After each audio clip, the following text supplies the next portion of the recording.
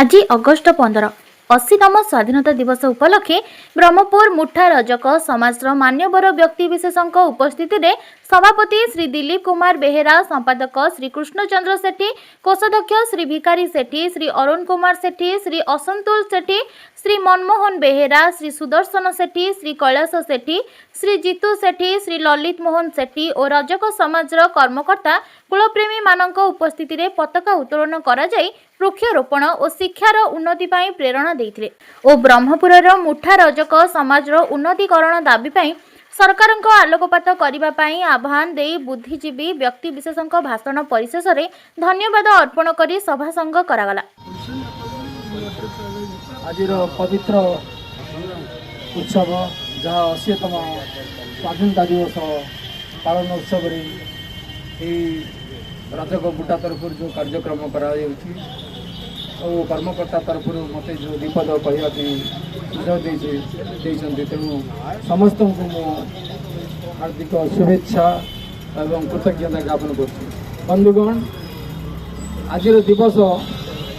केवल ब्रह्मपुर मुठा केवल पालन करूनी समग्र विश्व प्रति कोण रे भारत स्वाधीनता समस्ते उत्साहित समस्ते आह्लादित।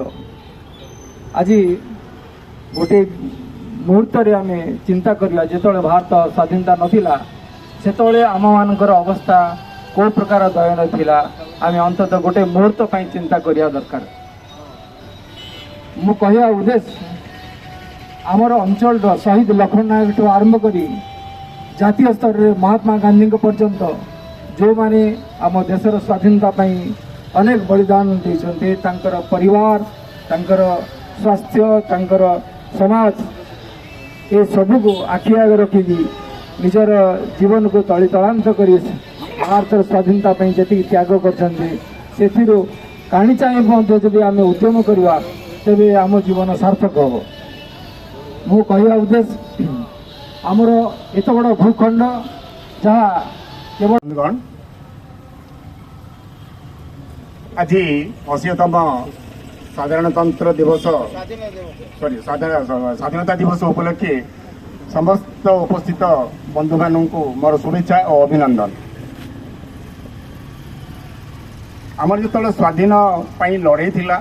सेतले अनेक महापुरुष बलिदान देइथिले एवं महात्मा गांधी अहिंसार पथवासी थिले एवं अहिंसार पथवासी आमको स्वाधीनता आम हाथ में देइथिले। से अनेक आपण देखिए बहुत महापुरुष निजर जीवन भी उत्सर्ग कर स्वाधीनता पर